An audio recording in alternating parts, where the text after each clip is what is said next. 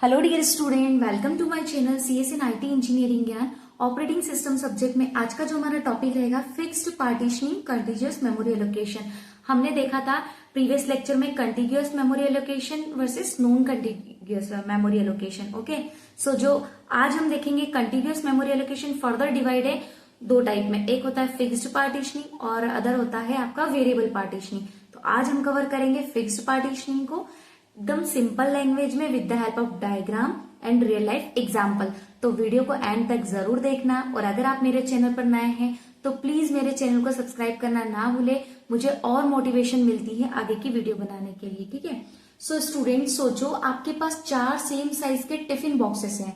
एक टिफिन में सिर्फ थोड़ा सा खाना चाहिए पर पूरा टिफिन देना पड़ रहा है, तो बाकी का खाना तो वेस्ट ही हो रहा है ना। ऐसे ही होता है फिक्स्ड पार्टीशनिंग में, जिसमें मेमोरी काफी वेस्ट हो सकती है।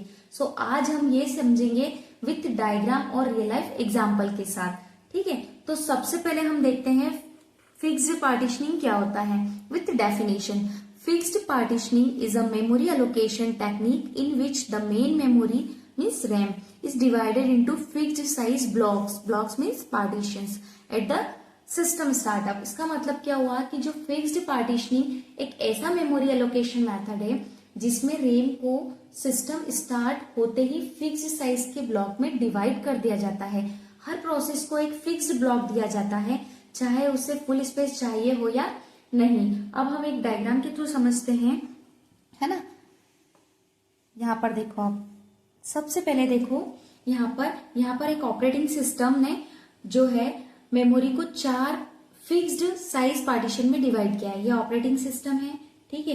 यहाँ पर सिस्टम ने मेमोरी को 4 फिक्स्ड साइज के पार्टीशन में डिवाइड किया है, जैसे 1 2 3 4, है ना। फिक्स्ड पार्टीशन में डिवाइड किया और सबका साइज क्या है 100 KB। 100 KB आप वैल्यू कुछ भी ले सकते हो, मैं जस्ट आपको एक्सप्लेन करूंगी 100 KB। ठीक है, अब यहाँ पर देखो प्रोसेसेस हमारे पास P1 P2 P3 और एक एम्प्टी है। आप और ले सकते हैं, मैं जस्ट आपको एग्जांपल के लिए बता रही हूँ यहाँ पर।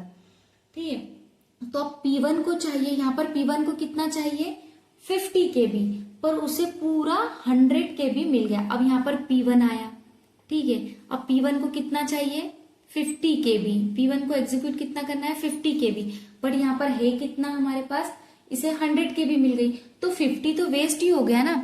तो ये जो 50 है रिमेनिंग, ये क्या हो गया, वेस्ट हो गया। 50 आपका वेस्ट हो गया। ठीक है, अब प्रोसेस P2 है। P2 ने कितना एग्जीक्यूट होना है 90 KB।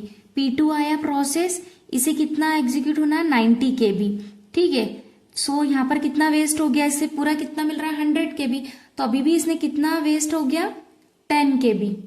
ठीक है, ये 10 KB वेस्ट हो गया। ठीक है, अब प्रोसेस P3 आती है। P3 ने सिर्फ कितना एग्जीक्यूट होना है 40 KB। सो रिमेनिंग जो 60 KB है वो वेस्ट हो जाएगा, क्योंकि इसे कितना मिल रहा है 100 KB। तो P3 आई, प्रोसेस P3 आई, ठीक है। इसे कितना एग्जीक्यूट होना है 40 KB, ये 40 KB।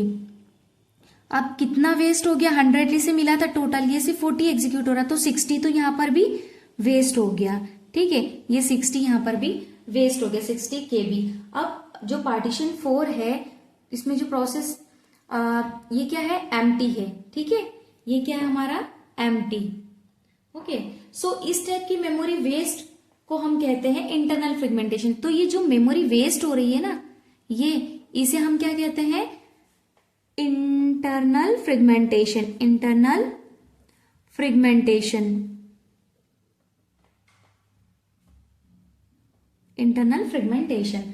ठीक है, क्यों, क्योंकि अब इन्हें कितना मिल रहा था पूरा, जैसे प्रोसेस P1 है सिर्फ 50 KB एग्जीक्यूट होना था, लेकिन इसे फिक्स साइज में जो मेमोरी को जो हमने 4 फिक्स साइज पार्टीशन में डिवाइड किया है, तो सबका साइज 100 KB था, लेकिन P1 को कितना एग्जीक्यूट होना है 50 KB, तो 50 यहाँ पर वेस्ट हो गया।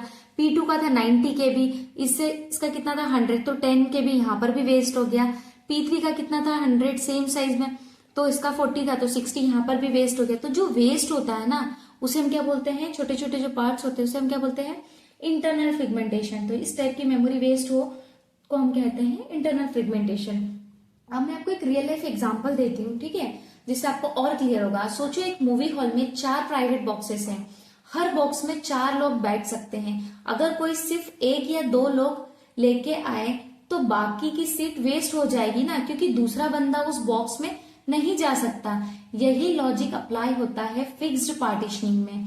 प्रोसेस जितना भी छोटा हो उसे फुल ब्लॉक ही मिलता है ना। सो मैं इन सिंपल आपको ये कहना चाहूंगी कि जो फिक्स्ड पार्टीशनिंग है इजी टू इम्प्लीमेंट होती है, बट ये मॉडर्न ओएस में यूज नहीं होती क्योंकि ये मेमोरी वेस्ट करती है। इंटरनल फ्रेगमेंटेशन इसका बिगेस्ट प्रॉब्लम है ना। सो अगर आपको फिक्स्ड पार्टीशनिंग का कंसेप्ट डायग्राम के साथ क्लियरली समझ आया हो तो वीडियो को लाइक करें, कमेंट करके बताएं कि फ्रेगमेंटेशन का पार्ट इंटरेस्टिंग लगा या नहीं लगा, और सब्सक्राइब जरूर करें hand written notes OS concept के लिए। नेक्स्ट वीडियो में हम पढ़ेंगे variable partitioning. Okay, so thank you student.